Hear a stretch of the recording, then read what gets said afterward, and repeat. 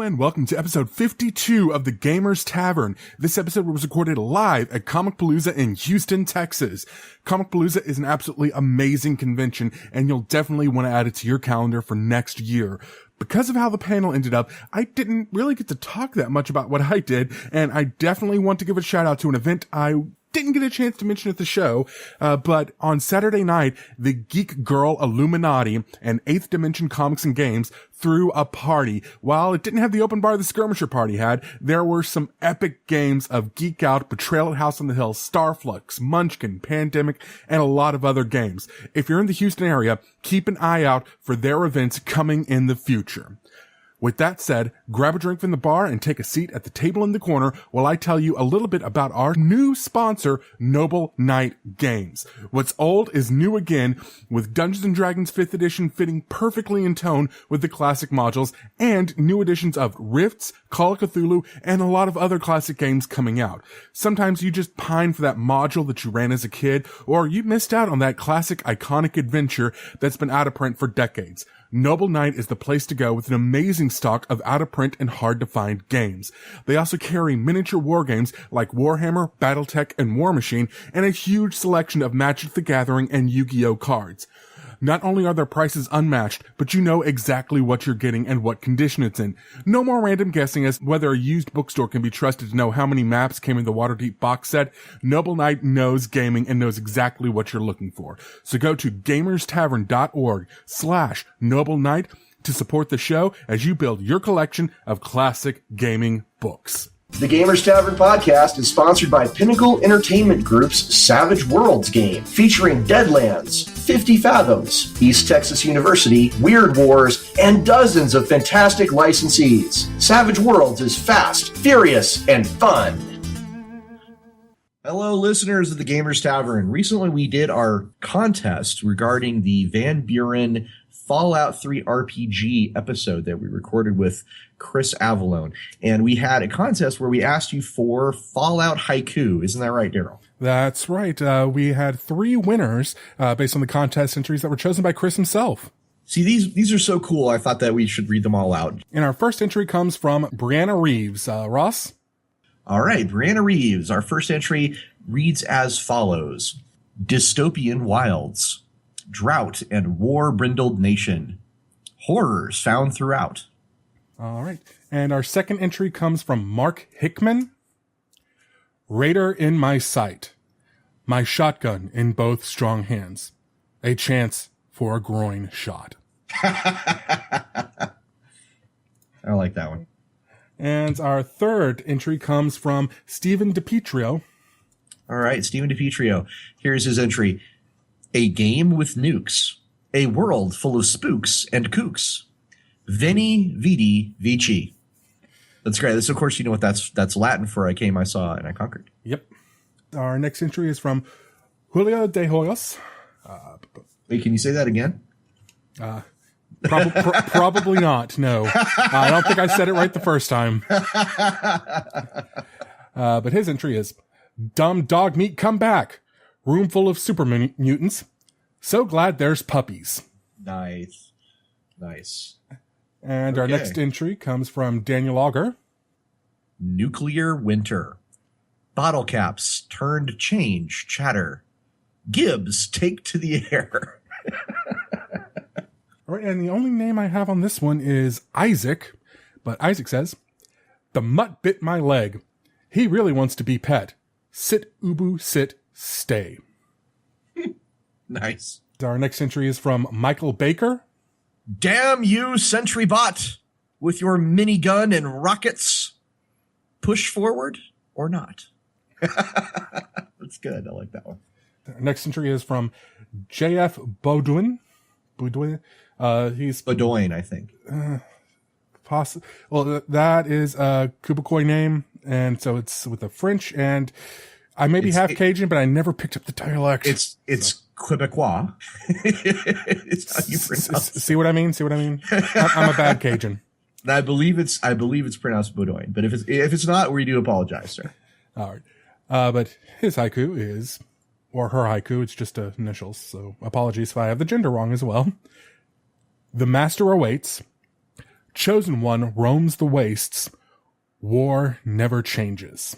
Oh, that's good because it gets that one line from Fallout in there. And our next is from Colin Packham. All right, Colin. Wasteland underfoot. Plasma rifle in hands. Vault 13. I'm home. These are great. I'm so glad we decided to do this. I know. Next up is Dylan Ramsey. Pip-Boy is broken. What could possibly go wrong? 11 death claws. Nice. And next is Daniel Sainz. Sainz, S-A-E-N-Z. Okay. Daniel. Mm-hmm. Ian shoots monster. Ian crits you for 40 damage. You have died.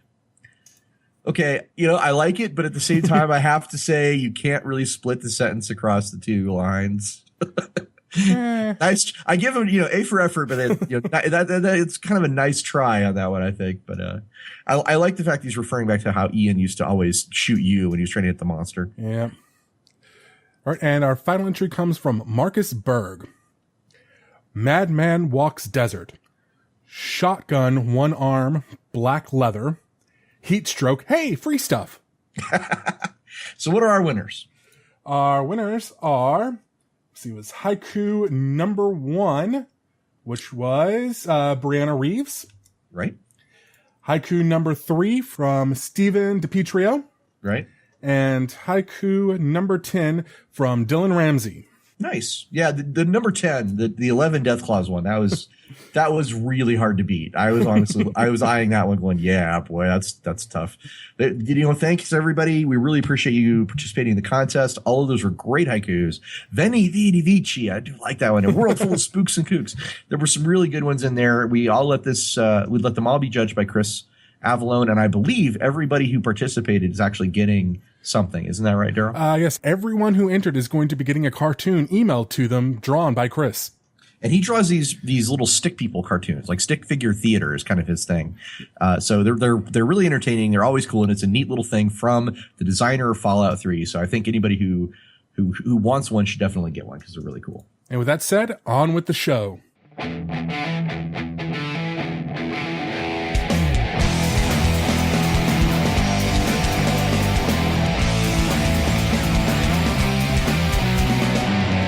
Hello and welcome to the special Gamers Tavern episode at Comicpalooza. I'm your host, Ross Watson. And I'm Darryl Mott Jr. And we have with us some guests in the audience who are here to attend Comicpalooza. Who do we have? What's your name, sir? Dwayne Fox. And we have Daniel Reed, Paul Sword. Did I get that right? Okay, fantastic. And we're hoping to have some other folks show up as well, because we invited, I think, a ton of people to come by and kind of hang out at our booth while we do our show. Yeah, it was basically, hey, we're recording at this time. Do you think you can make it? Oh, yeah, I'll totally make it. I've got this thing at this time and this thing at this time, but I should be able to squeeze it in. And we had about 8 people say that, so we should have at least 1, maybe 2 people show up. And if we sound weird, it's because Darryl's on the complete opposite side of the room from me. And also we're on, actually the convention has these very, very nice Shure mics, which this is going to really interest our gaming crowd when I start talking about audiophile stuff, but these microphones are a hell of a lot better than the ones I brought, so. So yeah, quick note to the actual studio audience. If any of you guys want to come up and talk about Comicpalooza, just raise your hand. We'll get you right up here. But if not, and that's totally fine, we will probably just talk about what we did here, more or less. Is that right? Okay. So why don't we start with you, Darryl? You got here when? I got here on Thursday evening, and I worked on Thursday during the day. So when I got here, I went straight to the hotel, passed the hell out. Very exciting Thursday night for Darryl. Oh, yeah. But because I passed out so early, I ended up waking up at like 6:30 in the friggin' morning. Well, I say passed out early. I laid down early. I didn't actually fall asleep until 2 a.m. because I don't actually have cable at my house, so I usually just watch like YouTube and stuff. I'm not used to the Food Network marathons of like Chopped and Kitchen Nightmares and everything, so I that kind of threw me a little bit. Oh man, I gotta be honest with you, I love Kitchen Nightmares. You can sit me down in front of anything with Gordon Ramsay in it, frankly, and I'll just watch the hell out of it. And joining us right now is Lauren Reber, who is our third host. She is our social media expert and has been basically keeping the entire show on track all weekend. Thank you very much, Lauren. Thank you. Thanks to Lauren, there's like pictures of us on the internet proving that we are actually here. Yes. Doing things. Yeah, I've been bad about not taking the pictures. I have gotten on to him for not taking the pictures. I took a lot of pictures, but they're usually of like people in costume or the dealer's hall or just like weird stuff that is cool. I've been taking random photos as well, but I'm making sure to get pictures of all of us together in the same place. Yes, when we are together in the same place. Oh my goodness. And making sure that our listeners know where we are, what room we're in, and where we're going to be. And all right, do our listeners know we're here right now? yes, they do. And they know that thanks to you. Yes. So everybody who reads about us on Facebook or hears about us on Twitter, you have Lauren to thank for keeping up with that very taxing and demanding job. Follow me on Twitter at Texas Dragonfly Girl. Nice. Gosh, was it Will Thrasher who had the most interesting Twitter handle? I think it was. Oh, yeah, his is like internet president or something like that. Yeah. Will Thrasher is like the most amazing Twitter. I was like, God, how did you get that? I want to try and see if I get gaming chairman now. And if you listen to our Ravenloft episode, he had the greatest answer to that question. It was, I won the re-election. Yeah. So Friday is when the con really kicked off. I got here around noon. When did you guys kind of get involved? I dropped Darryl off on Thursday night at our hotel, and then I drove back to Nederland, Orange, because I had to work on Friday. That sucks. And then I was lucky enough with a gracious boss who let me off early, so I was able to change clothes and take a shower and get here on time and not smell like squid or fish. So, although that you would have fit in pretty well in some areas of this con. Yeah.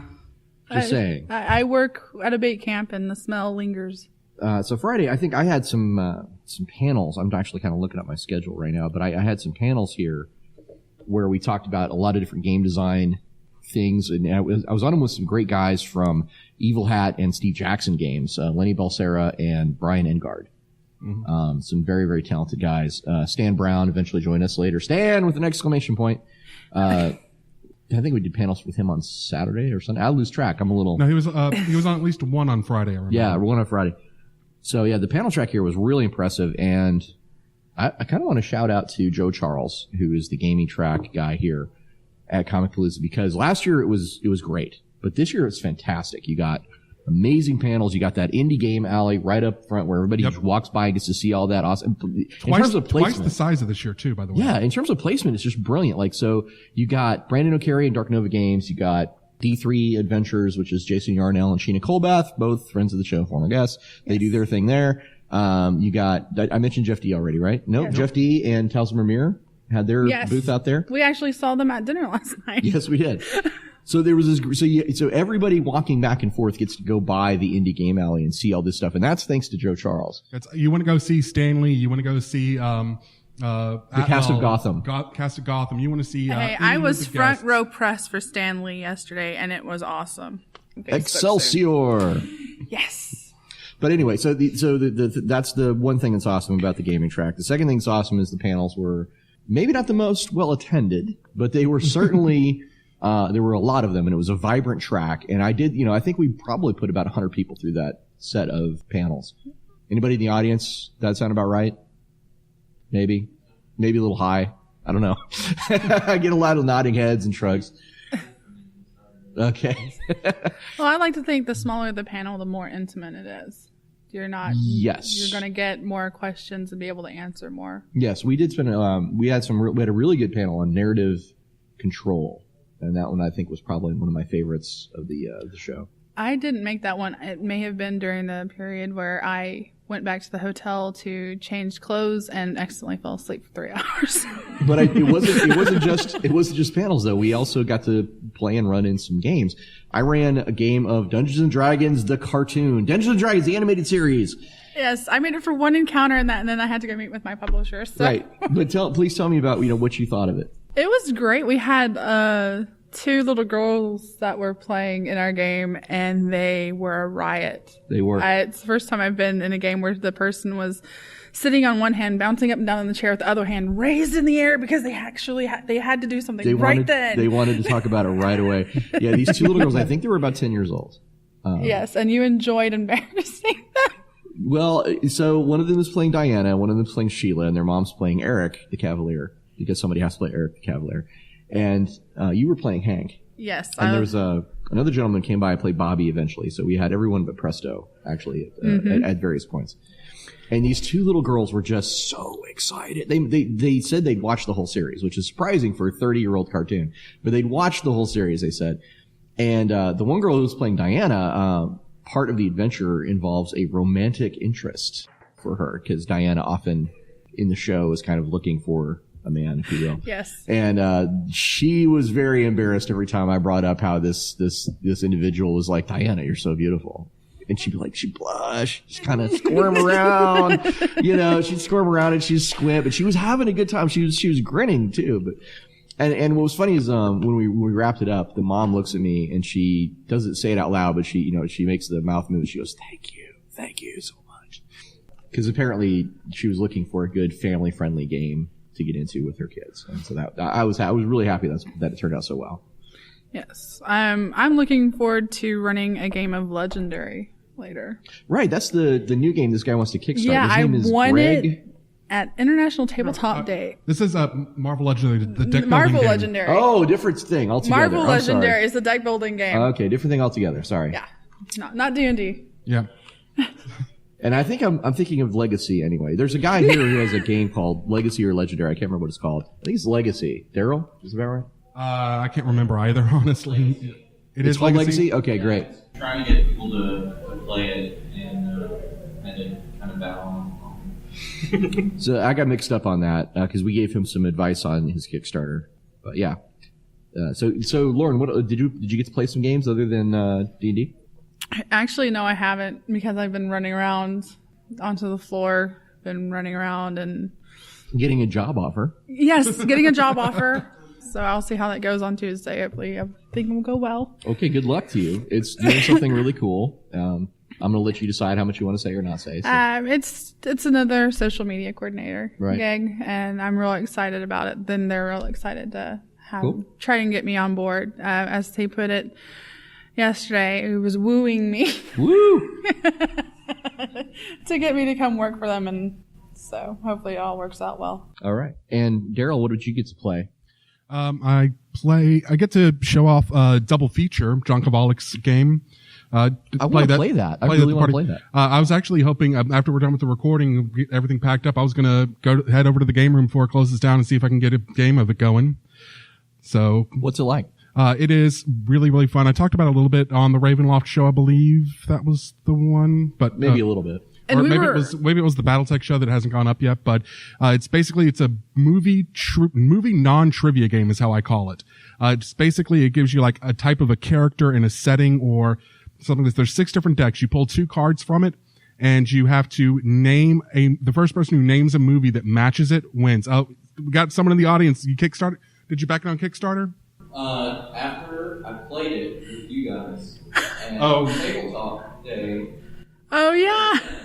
I found it's a local comic book shop. I think it's on retail shelves now. Yeah, it's been filtering in. Amazon doesn't launch it until tomorrow. It comes out. And I was actually teaching Lizzie from Big Data on Friday night how to play double feature. Nice. For listeners who may not be able to hear this gentleman, you got a mic out there? Okay, great. Okay, come on up. Okay. Yeah, introduce yourself. Hi guys. Who are you, sir? So my name's Daniel. I am kind of a newer gamer. I've always kind of been in and out of board games, but just within the past couple years, I've been getting into D&D and building up my gaming library. This is my first convention, and Wow. kind of blown away. Yeah, Welcome to the show, Daniel. What's your last name? Reed. Daniel Reed. Yep. Okay. Yeah, while you guys were, Darryl was talking about double feature, the first time I met Darryl and Lauren was at a tabletop day International Tabletop Day. International Tabletop Tabletop Day event back in Beaumont. And they introduced this game. You can carry it around, and I just put it in a standard deck box for like. I Magic really cards. need to get one because the box that it comes with is not that good for traveling with. Yeah, it's a little overkill, but It's a, if you know anything about board game, it's the standard Fantasy Flight deck box. yeah. No, well, it's the Ultra Pro. No, I meant the box that it comes in is called. Yeah, the original yeah. box. Yeah, And it's called the Fantasy Flight box because that's when all the Fantasy Flight deck building games came in boxes like that. And Double Feature's a game that you don't have to be sitting at a table to play. You can play this in the car. Right. You know, you can play it, you know, just While you're driving. while you're, yeah, well, because it's not something you really have to look at. Someone reads the cards, Okay. and then you take your, you know, make your So guesses and stuff Better like than that. Scrabble for travel. Yes, much better. So it was pretty neat. That event was one of the first times where I was kind of in a situation where we could play all sorts of different games, trying them out. And that was a neat thing about this convention is going to the board game library and, you know, things I'd read about or heard reviews about, I could just check out and fiddle around with, see if I liked it or not. We just played Zombie Dice for the first time. And, you know, it's one of those things I see everywhere, and I knew it was a light game. You know, kind of got a feel for it. I'm gonna tell you right now that is one of the best. I'm waiting in line at a panel games to play because you got your little tube with you. Just sit down and you start playing it, and when it's time to get up, you just scoop up the dice back into the cup. Well, Daniel, why don't you tell us about your Comicpalooza experience? How has the con been for you? This is your first con. So. Yes. Well, I saw you guys yesterday. I attended some of your panels that I'd like to elaborate on later absolutely. Go ahead. And I told Darryl that, you know, you guys told me about the podcast today that you were going to be recording. And I was like, well, I wasn't really planning on being here, but I also wasn't planning on being here Sunday either. And lo and behold, here I am. So I had so much fun. We came on Saturday just for a day pass, kind of, you know, as a break, something fun to do, something different. And it was so overwhelming. There were so many vendors and things to see and people to talk to and games to play that we were able to, the event providers here were gracious enough to upgrade our day pass to the weekend pass just for the difference in price. So we didn't have to save just a little bit of money, but Nice. so I am looking to start DMing some D&D 5th Ed games and introduce my gaming group to Shadowrun 5th Ed. So I attended a couple of the sessions, one that you were at, Ross, or I guess, were you at both of them? I went probably. to I did a lot of panels. the panel, kind of tips and tricks for Yes. helping your GM whenever things get out of control. Yes, I was at that one. Then the other one was how to create good encounters. Yes, I was on both of those. Yeah. Talzmer Mir was on the Encounters one, Yes. and she was pretty interesting. Yeah. And then there's Dave Martin, who just beat me up all weekend. He seemed to have a pretty strong personality, I'm not going to lie. Well, it's not his personality. I mean, you just grab me and be like, okay, you're going to be Bob, in my example, and just smack me in the shoulder. Be like, all right, so Bob does this thing. Anyway, Dave Martin's great. I love him, but he's a very physical guy, right? It's kind of like, wow, Between dude. him and Lenny, man. Dude, Lenny's amazing. I love having Lenny on a panel because he's so fiercely right about a lot of his social things. Is he wants the game to be a very good social experience. It's hard for me to overlook that kind of passion for something that I feel is actually also true. That gaming is a very important social experience. Anyway, it was great to be on panels with those guys. So, did you get a chance, Daniel? Sorry. Did you get a chance to play? See, I talked to Lenny and now it's Danny. Did you get a chance to run any games here? Or play in any? I did not run any. I did play some. I was wanting to try out the Star Wars RPG game, but the tables were full every time I made it. I couldn't make it in time, so I just kind of hang back and watch. But we played a lot of Betrayal at House on the Hill. Cool. A lot of Love Letter, just simple things. However, I was able to, somebody tagged out with me a game of Twilight Imperium. Ooh. And this is a game that, I went into a game shop in Dallas and I asked them, I want a drag out, self-contained event sort of game. I've kind of been wanting to get into Warhammer, but didn't want to go through, piecemealing all this. So wanted self-contained. And he said, this is the game for you. So I've had this giant game, but we haven't been able to get our game group together to dedicate a whole day to it. Yeah, I mean, that's the thing about Twilight Imperium. It's a lot of fun. It's a really robust game, but it is an all-day game, dude. Yeah. That's not a lunchtime game. Or a 2-day game. I've seen them run. We're just, okay, leave the board here. We'll be back tomorrow. That's a pre-order your pizza to schedule delivery to make sure everybody eats on time. And there's nothing wrong with that. It's an hour setup, and a quick game is like 8 hours. Well, So 5 hours Yeah. is what I heard. But yeah.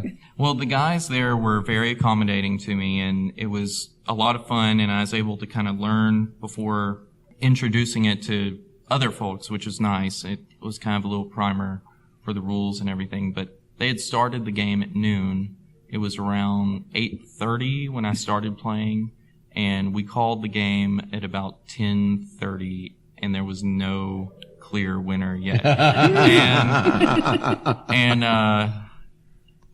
I mean, games are supposed to be fun, and at that point, I don't know if the other guys were really having fun, but it was definitely a monumental event, I'm sure. Would you compare it to that game of Munchkin that we played on Oh my International God! Day? So Darryl and Lauren are extremely cutthroat at Munchkin, and we had maybe the longest game of Munchkin ever played. It was awesome. it was only 3 hours. But we were all very brain fried after that game of Munchkin.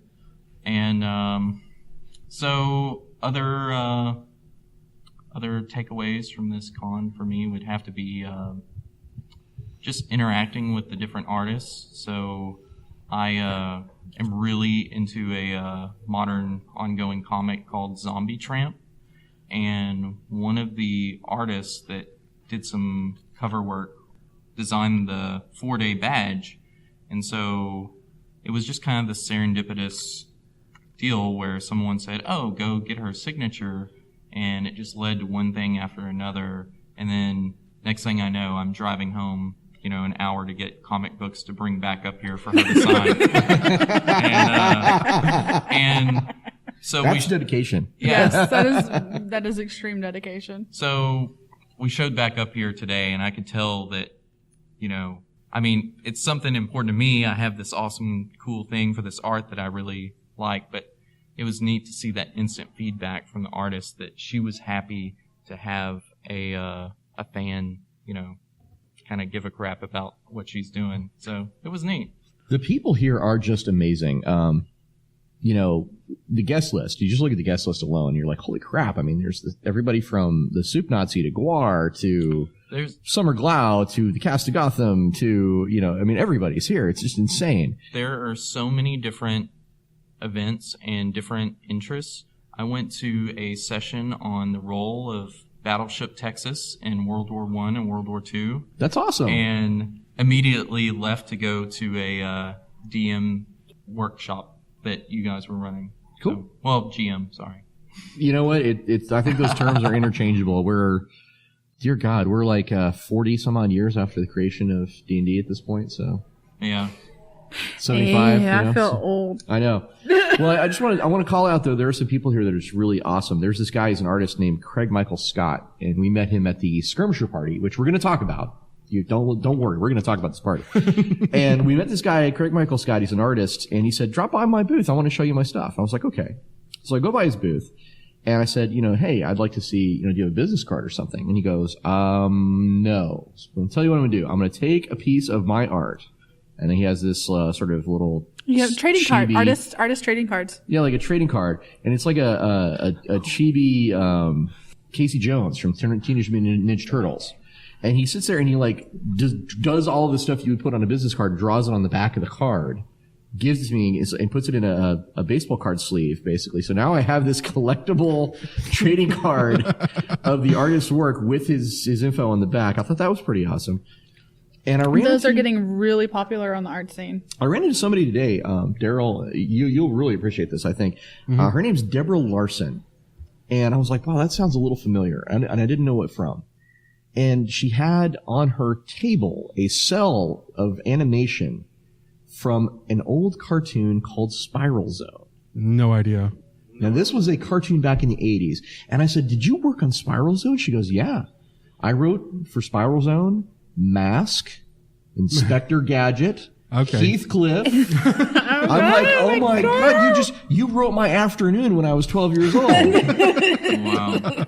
And she's got scripts that she wrote for Star Trek The Next Generation, and she's got this web series called Epilogue that she wrote, and I'm just shocked, because I had no idea she was here. I would have just walked right by her booth if it hadn't been for the Spiral Zone thing. And she took a very generous amount of time to just talk to me about script writing and screenwriting and what it was like to work on cartoons and how she got in the business and stuff. So the people here are not just, sign my photo and give me the money, please, right? They're actually pretty friendly. Yeah, if you don't completely fanboy or fangirl out with a celebrity, they're really nice. But if you start acting like a dick, well, it depends on how you're fanboying. If you're like, oh my God, I love you, you're awesome. Yes, but if you're just complete stalkery, there's a line there. Yeah, but showing you're if a fan you treat them versus like a human being, they'll be more than happy to pretty much do anything you want. So I see, Daniel, you've got Little Orc Wars in front of you right now. Yeah, so I ran back to my seat and grabbed this on my back whenever you mentioned Skirmisher. And I didn't know what you had kind of prepared or what you were going to say about them, but that was something else that just was totally unexpected. There were times when there's a fantastic app for this convention. It just came out. Oh, the app for the convention. Sorry. Oh, I was interrupting something else. Sorry. Oh, no. But you can have this really detailed schedule and everything else, and figure out what you want to do and where you want to see, and it's automatic timers and all. But I kind of dedicated some time just to wandering around different rooms, and I opened up a room, and there were people everywhere, and toys and orcs and miniatures, and these are foot-tall houses and doll houses and villages, and people were having this gigantic battle using, 5-inch figures, and it turns out to be this kind of universal... Yeah, it's a miniature war game. Yeah. And this system, and, just walk in, hey guys, you want to play this? We'll show you how. It's awesome. There's it's just neat that people would come and set up stuff like that and just go, here you guys. Yeah, it's Little Orc Wars. They take up an entire panel room just on the floor with these miniatures. It's 10 feet by 10 feet. It's awesome every year. I got mad respect for the Skirmisher publishing group because these guys make Comicpalooza their con. They really do. There's other guys we've seen at Texas cons that we really are really impressive, like the Crack Monocle crew and stuff like that. But Skirmisher, holy mackerel, dude! They come to Houston, they're like, everybody, this is our con. Just be cool. We got this. Let me see. And their party rocked on Saturday night. Oh my God, their party! They have the best party in Houston. You got Hollywood celebrities rolling up to a party where there's D&D stuff all over the shelves everywhere you look, right? I'm just like, this is the best ever. Yeah, Barry Bostwick and Soup Knoxine, half of the WWE cast from the 90s, and who else? Joel Hodgman, Joel from Mystery Science Theater. Just a regular guy's name is Joel. Strax on Doctor Who. And Chen from Comic Book Man.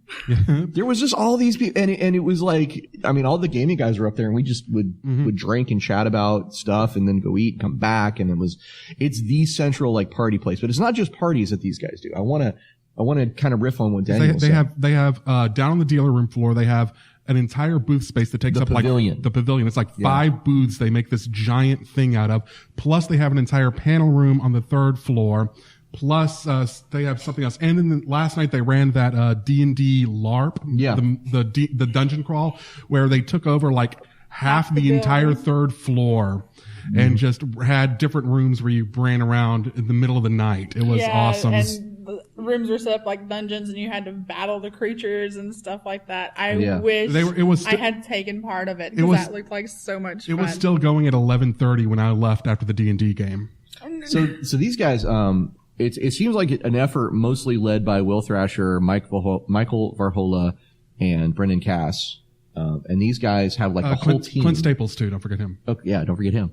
They have a whole team of guys in black shirts with these awesome 3 skull logo, and they dedicate themselves to getting people to have a good time, right? And it's just like Daniel was saying, they have this room set up with all these, little tiny dudes throwing catapult stuff at each other. And I remember seeing this last year and thinking, wow, that's impressive. They go all out. And that's just one little piece. I mean, we were just talking about all these other stuff that they do here. So big mad props to the Skirmisher guys for making Comicpalooza one hell of a gaming event. It definitely keeps it interesting. Yeah, no doubt. I did want to. There was one thing that happened that we missed because we were at the Skirmisher party, but it was a historic event. They had Rocky Horror Picture Show here because they had most of the cast as guests, and they do it every year anyway. But there was a projection issue when they were trying to start the movie. So Barry Bostwick jumps on stage and starts doing the intro. He has never done a Shadowcast before, ever. Wow. That was his first time ever doing that. So that was a first here at Comicpalooza. I wanted to go up to Barry Bostwick and say how much I loved seeing him in Megaforce, but I don't want to be that guy.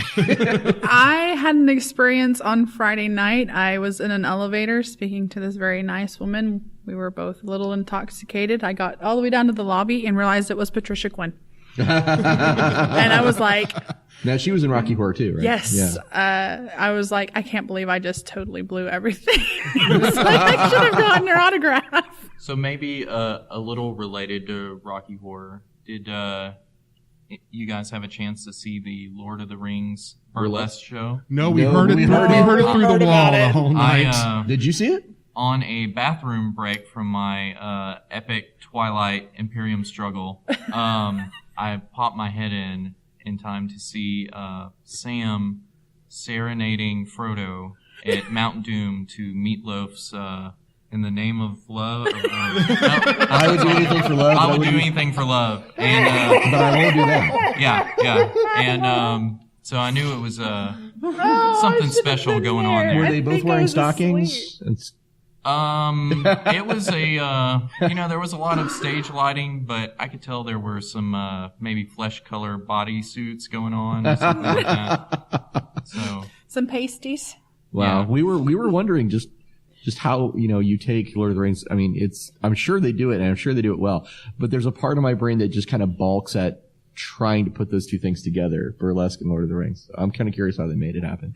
But yeah, I hope we can find video. They were right next door to the gaming area. And this was not like disruptively loud, but it was obvious that everyone that was watching that show was loving it. It was packed. I mean, there were people standing in the back of the room. And when we were trying to get into the room, there was a line that wrapped around almost the entire ballroom area of all 4 ballrooms. And these are not small rooms at all. So, yeah. I can't believe I missed that. I would, this is the thing is like, you go to Gen Con and you look at all the stuff that you want to do, and then you look at all the stuff that you're not going to be able to do, right? And Comicpalooza is kind of getting there. Comicpalooza is getting to the point where you need to set a schedule in advance and keep to it as much as possible, and bring your own food so you don't have to stand in line. And even then, you're probably going to miss a couple of things. Yeah, I did one non-gaming thing the entire convention, aside from parties and stuff. I met Marky Ramone. Of the Ramones. Of the legendary first punk rock band ever, Ramones. And me being, old school punk rock, that was kind of a big deal for me, so. That's awesome. Good for you, buddy. Yeah. Go ahead. Just the different interests and things available is kind of crazy. I mean, like, currently, I think right now there's a Guar Q&A, so I'm sure there's guts being sprayed over someone right now. Guar was actually at the party, the Skirmisher party on Saturday. They totally were. And I've had my opportunity to go ask them if they're gamers, and now I've missed it. I'm sure they'll be back next year. Yeah, well, that's the thing is I'm not sure the way that they do their guests and stuff here. They may rotate, so I may not be able to come back next year. But that's totally fine because if they invite me, I just want to make that clear. If anybody's listening, just FYI, if you invite me, I will come. I want to come back. I love Comicpalooza, and I think Joe Charles has just done a fantastic, absolutely stellar. Should be used as the example job on setting up a gaming track and running it well. Because it's not just gaming, I'm not going to be surprised if they ask you back, Ross, because they wanted you so much. They wanted two of you because they double booked you so much. They double booked me every day. Every day I had like more than one thing at the same time. But I don't think that's anybody's fault. I certainly wouldn't blame that on anybody. It just kind of happened, mostly due to the way I'd signed up to do my gaming events. Yeah. So yeah, I'm actually, I was supposed to have been doing a monster design panel right now, and I had to unfortunately, cancel my appearance there to come here and do our show. So yeah, they did like me a lot. They liked me a lot to put me on a bunch of different stuff, and I'm glad they did too. It was really fun doing all the events. Because I think next year when we do our thing, I'm actually gonna book our podcast through Joe and Jason instead, so that we're in the gaming room. All right. Well, Daniel, why don't you tell us you want to be a GM? Yes. Right. And do you have a group already? I do. So it was D&D for me. It was one of these kind of things where, I kind of heard about it, and in high school and in college, people would roll characters and we would make big plans to play and nothing would ever happen. It'd just fizzle out. So I found a group it's like a friend through a friend, and we were there just visiting, and we see them pulling out core rule books and player handbooks. So one thing led to another, and so I've been playing with them weekly for, I don't know, maybe 8 months, 9 months, something like that. And I feel like I want to give back. I have all these ideas for like a campaign I want to run, and I think it would be a lot of fun. And I'm really nervous about these guys are very experienced. I want to do something fun for them that they'll enjoy. And I've learned a ton just from playing and, reading up on my own. But I started listening after being introduced at International Tabletop Day from Darryl and Lauren, started listening to Gamers Tavern. Yay! And, I listen to podcasts a lot at work, so I'll be, Hang on a second, Daniel. We have a question from the audience. Go ahead. Are your gamers more chaotic or more lawful? Probably lawful. Yeah. That's good. It's pretty awesome. I'm sure everybody is like proud of their own gaming group and everything else, but it seems like these guys, we really role play seriously and we keep the table talk down, and everybody really gets their mind into it each week and kind of really devotes himself to the game, which is kind of a reason why I want to be so good at, my first time. I like that you're taking it seriously, and I have to say, I think you're very fortunate that you have a group that is like that. I mean, there's a lot of guys out there who play very casually, and there's nothing wrong with that. But for me personally, I like people that take it, that come in and they really want to get in character. Yeah. You know what I mean? You have a question? Oh, no, I just said chaotically. Oh, yeah. The last couple of gaming groups I've been in, I've been the sole voice of reason. But Well, now there's only one chaotic person. So. Well, my first character is a half-orc barbarian, kind of the cliche beat stick, get mad, make dumb decisions. And, we really try to resist metagaming. And so I've made some really, really bad decisions that I would do strategically. But, I know Uluru would do it because he doesn't really think about it. And That's awesome. But I roll my wisdom. My dice. So something that I'm trying to get, which I'm really interested in the Shadowrun world and everything. Oh, you're on the wrong podcast. Try and introduce them into the beginner box set. But they're some pretty diehard D&D players, so. Welcome to my world, growing up in Orange. Maybe you just need to tell them the legend of Rafe. or Babysitter and Company, as it were. We did our Shadowrun game. You can actually download it from our site and listen to all of our exploits. I've been listening to a few. Yeah, okay. I know enough that Darryl's a big fan of the trench coat for sure. Yep. and you know I'm a Mohawk. Yeah, I'm thinking I'd be more Mohawk. I'm not sure. But listen, when your pixie street samurai flies out of someone's chest because he cut his way out from under the overalls to fly into the face of a security guard, yeah, you're Mohawk. I'm so Mohawk. It's silly. I was surprised that, I was one of those people that sit there and take notes in a session because, I'm trying to collect these little nuggets of wisdom to take into my game and make it better, because our game group's really good too, but, sometimes somebody will have a bad night, not really know why. And, was it Tasha during that panel? What was her name again? Talsmere, I'm sorry. She said something that really kind of jumped out at me, and about, designing encounters. And if somebody that has a very socially exhausting day job comes home and they want to escape, you don't want to give them a social encounter. And she said, let's give them battle, let's get some emotions pumping. And it kind of hit me. I was like, yeah, that's why I had a bad night that other week. I couldn't put my finger on it, but it just wasn't what I was expecting out of the game. And how that changes for each player and being able to read your players beforehand was a really good insight. Well, I think, this is where Lenny would say, well, just be transparent and use communication, yeah, right? Yeah. He would say, like, hey, is there, anything you need to tell me before we start tonight? That's one way to go about it. Well, one of your recommendations whenever I was asking about, bookends and pacing was at the end of the night. Yeah. Take 15 minutes before everyone leaves, and you'll ask everybody, okay, what was your favorite part of the session? What are things that could have been improved upon?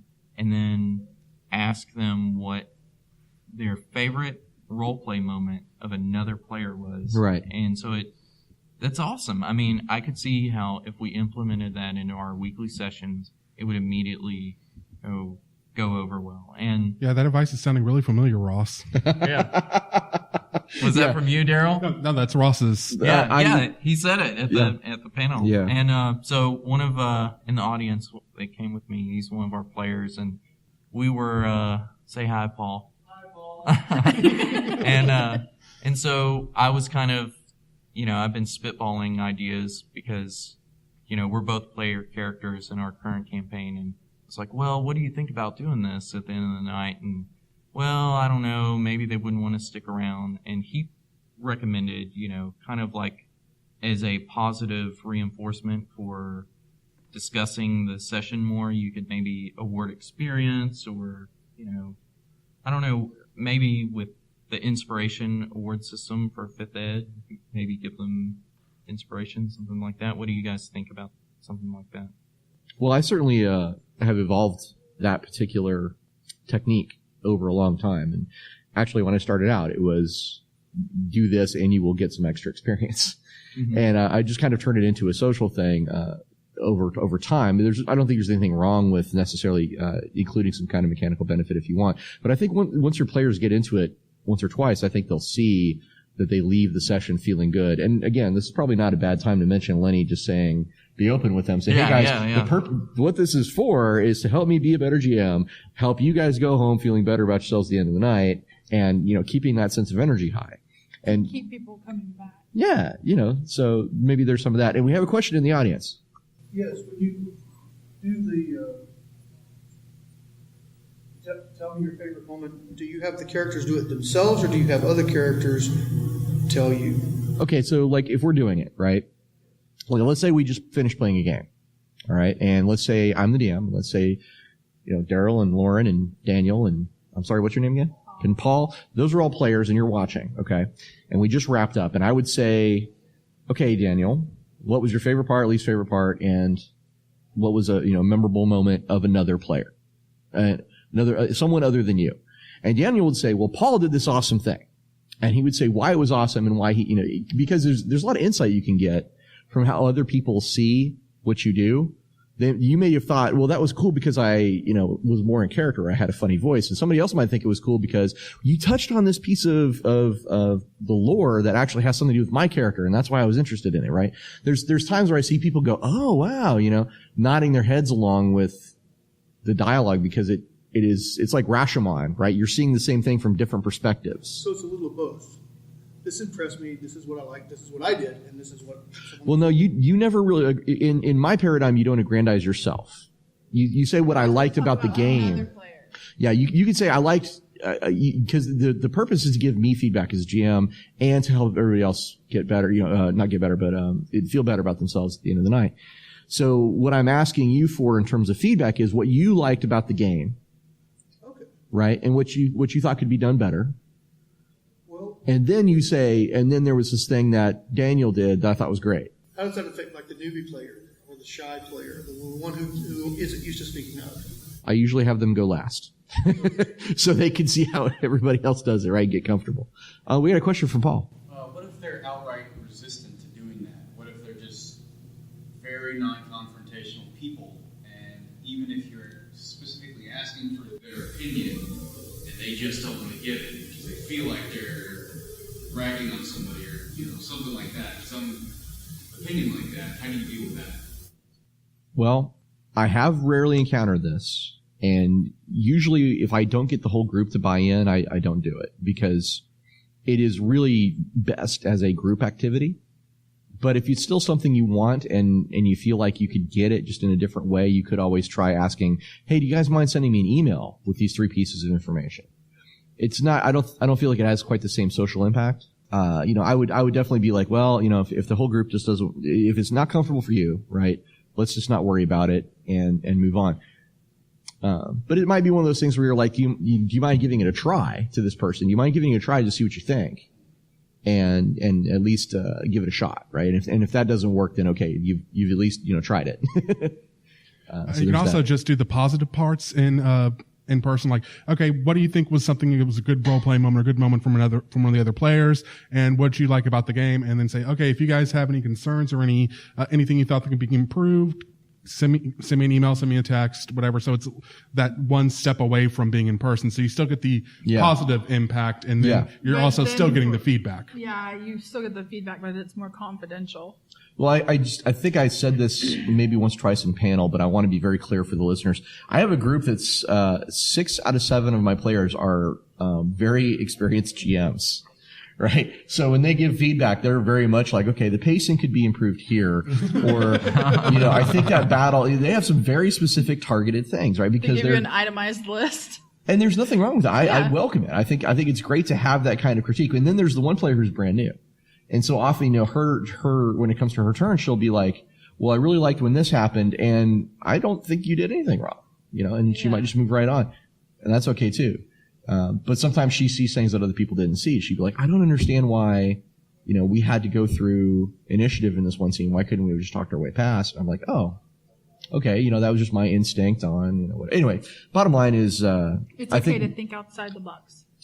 I like it, and it's worked with a lot of my groups, but not all of them. So yeah, I understand where you're coming from, Paul. And that's all I can really tell you is it's a trick that works, but I think it works only if everybody's into it. How much discussion do you guys have before setting up a new campaign or starting up a new game as far as like expectations? Because it seems like maybe, for instance, maybe like a recent campaign we started, we didn't really know what to expect, and we still don't really know what's going on or what kind of campaign it's going to be.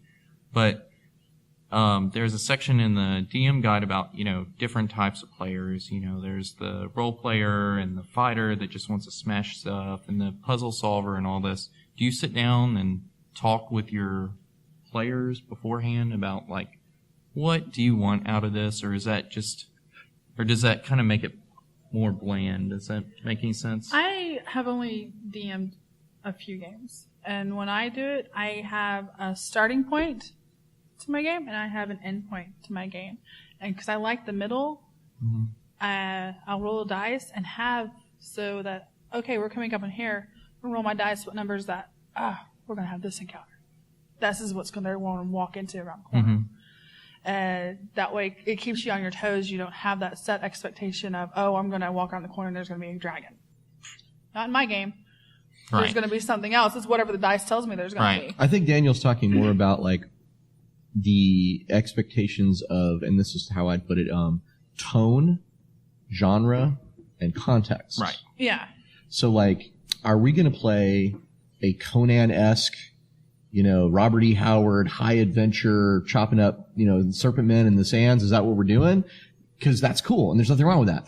Or are we doing more of a gritty thieves guild in a very cosmopolitan city? So you see what I'm doing is I'm putting like things like genre and tone and context right up front, and it helps inform like the kind of character you make and what you have in your head as far as what this character is going to be doing. And I used to do that a lot until I learned my group just didn't friggin' listen to me in the first place. Hi guys, I've talked about this a lot on the show, so I'm going to be quick here, but hey guys, I want to do a kind of really good, very Tolkien-esque inspired fantasy game. Okay, they show up with a monk, a gunslinger, and a drow gunslinger, and a necromantic wizard. Very Tolkien-esque there. Thank you very much, gentlemen. That's gonna go great with my heroic campaign idea. So yeah, it's important to get everybody on the same page at the beginning, I think, because it mitigates misunderstandings. It makes it, everybody has what's called buy-in. And this is very important when you're doing a game that has as much social activity as a role-playing game. You have to get everybody to buy into the idea, right? And once you have that, it's going to go great. I've got a story about this. I think I may have told it before, but there's a friend of mine who's a really, really good GM, and he wanted to run a game, and he described it. He says, okay, so you guys you can play wizards and knights and ninjas and stuff like that. And we're like, oh, that sounds cool. And he says, yeah, and it's sort of kind of based on Warhammer fantasy roleplay, but not really. It's, it's kind of like that, but not really. And we're like, well, that's weird because Warhammer fantasy roleplay is really way more gritty and low power. He's like, no, don't worry about it. It's fine. All right. So we show up and we have our wizards and knights and ninjas. And in the first battle, the wizard is like, I'm going to try and overawe these bandits. He stands up on top of this thing and he's like, you must bow before the power of my magic. And it's really awesome and heroic and epic, right? He does this big blah, blah. And the game master nods his head. He goes, okay, so what that does is it makes you a target for all the guys that they had prepared for exactly that kind of move. And they fill him with 4 arrows and he's pretty much dead. And that was because that is definitely not the kind of thing you do in a battle with bandits. And we're all like, oh, right. There was a lot of looks around the table of all of us going, really? Right? And we very quickly realized that what the GM actually wanted is he wanted squires and apprentices and rogues. He didn't really want ninjas and wizards and knights. And he wanted it to be very gritty and very low fantasy and very, if you do something silly like make a heroic speech, you're going to get killed. But we had no understanding of that. So we had to have a talk. We were like, let's just put this on pause for a minute and reassess, because we came in with a totally different understanding, right? And it turned out to be a really, really fun campaign. But it was a moment where we had that record-skipping sound right after the first encounter. I've been in games where the DM, like a week before, we had get together, have a small meeting, and he'll say, all right, you can have these characters, but none of these.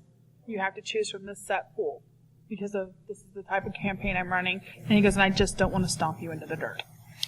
So we were just like, okay. So, we would have our set to pick from, and we could do whatever we wanted with them, but, there was only rangers, rogues, and magic users, and druids and stuff like that. But we couldn't have anything else. Right. And that kept the game simple. No one was having... we played with a guy who liked to just totally break his characters. And it got to the point where the DM, who was actually my ex-husband, was like, if you want to play in the game, I will create your character for you because I don't like the way you're playing. If you don't want me to create your character for you, you can just sit there and watch. Because we had to do that because he would break his character so badly. I mean, this was 3.5. Right. In D&D, nobody wanted to play with him anymore. See, this is the dark side of what's called optimization, right? Yeah. There's really nothing wrong with optimizing characters. Really nothing wrong with the basic idea of I want my guy to be better at a thing, right? Or competent at a thing. But if you use your powers for good, You will then look at everyone else's character and go, guys, I can help you. Let's all be awesome at what we do, right? That's using your power for good. You talk to the GM and you're like, here's, just so you know, I'm awesome. And this is how awesome I am. And I can help everybody be awesome. And you're going to need to be a little more awesome, you know, to like challenge us, right? That's using your powers for good. To not use your powers for good is to do what Lauren's describing and just kind of show up and be like, I'm so awesome. And the rest of you are not. That is using your powers for evil. Yeah, there was a guy in that very game I was talking about. He joined like 3 weeks later, and they were all third level. Like, okay, I'm going to make a third level character, and we're playing Pathfinder. I don't know what book he pulled it out of, but he found the damn monkey grip feat, so he was sitting there dual fisting great axes. Drove me nuts. I'm just going to jump in here to tell you a little bit about Audible. Convention season's in full swing, and that means travel. Travel means long road trips, layovers at airports, and a lot of downtime. You know what you need to help the time pass faster? An audiobook. Where do you get it? Audible. The world's biggest collection of audiobooks is available in seconds, and we want to give you a book for free. Just go to audibletrial.com/gamerstavern to start your risk-free trial. You get a credit toward one book just for signing up, and it's yours to keep. If you subscribe, you get discounts on every single purchase, free credits every month, exclusive specials, and a lot more. If it's not for you, cancel anytime and keep the free book. Just head to audibletrial.com/gamerstavern and start expanding your library. Oh, we got a question from the audience.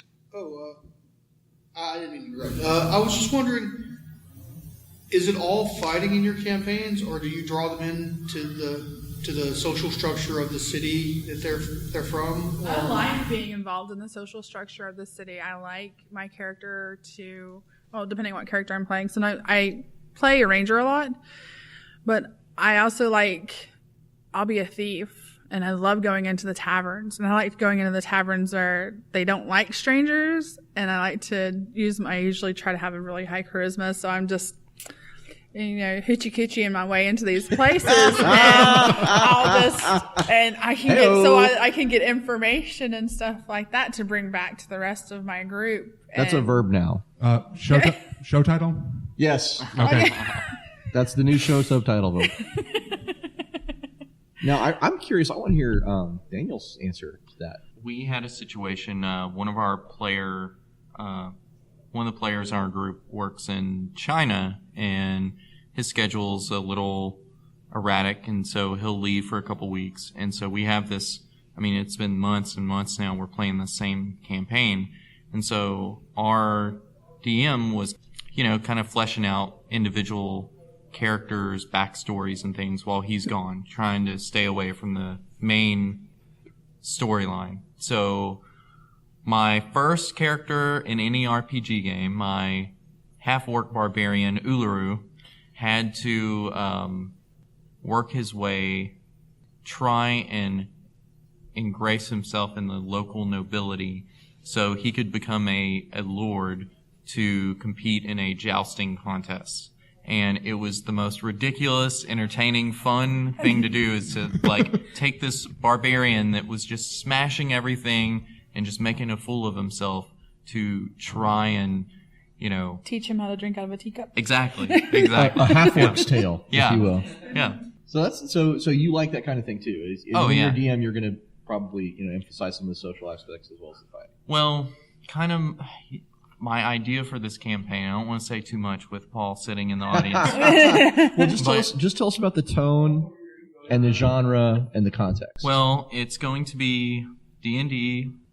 I don't know the proper terminology for it, but kind of like the standard, there's orcs around, a few magic items, not very much, but it's maybe a kind of subversive way for me to introduce some Shadowrun elements into them, because they're going to be starting at a higher level, maybe, I don't know, around 8, I'd say. And they're well known for their feats in their particular class. And I'm going to, as a requirement, they have to come up with an event that how they gain their fame and notoriety, be it, a thief that pulled off this crazy heist and is on the lam or whatever.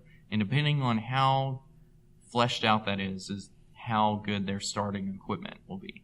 Wow. And Okay. and so they're enlisted to perform this job, and I can't really say what the job is. Okay. But I can say that they'll have to do amount of legwork.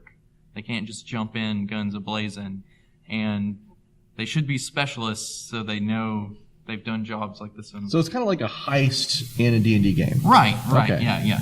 Like a heist movie. So that's your genre, is like a heist movie. Yeah, kind of a heist All right. movie and a epic battle, Lord of the Rings kind of battle of five armies, because I'm interested Ooh, okay. in, Paul, close your ears. I found a rules fact for the battle, it's almost like a strategy war game element that you can introduce into 5th Ed. And so you have units and all this battle extra rule set, I guess, that I'd like to introduce. And once the time comes, I'm just going to hand them the sheets and go, okay, guys, you are now generals of this army. Oh, neat. And we have to see it. So, He heard. No, he was giving me the high. He was giving me the high sign to know that we were done talking about the secret stuff. Oh, okay. Yeah. Okay. The secret stuff is over. Okay, that's interesting. So does that answer your question, sir, about the?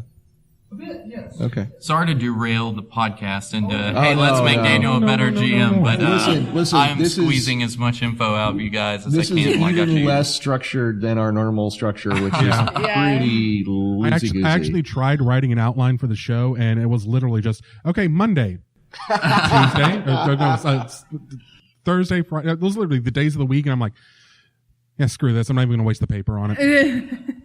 So, any other questions from the audience? Anybody want to know anything?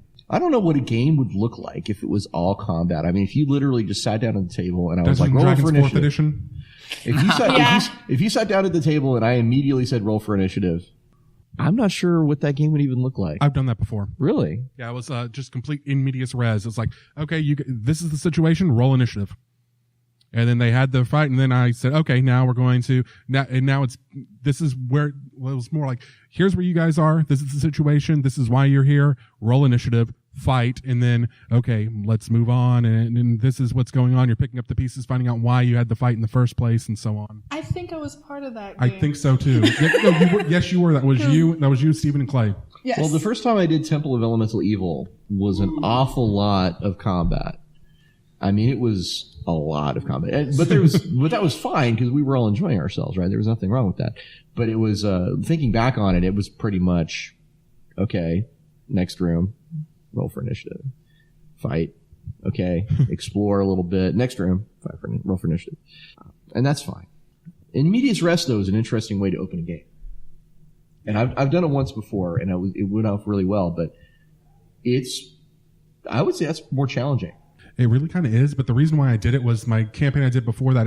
I tried to start off a little bit more slowly. I let the characters introduce themselves, figure out the plot, but we meandered for about an hour and a half before we got to the actual story. And this was in 4th edition, which isn't a system that's built for meandering so much. It's built more for action.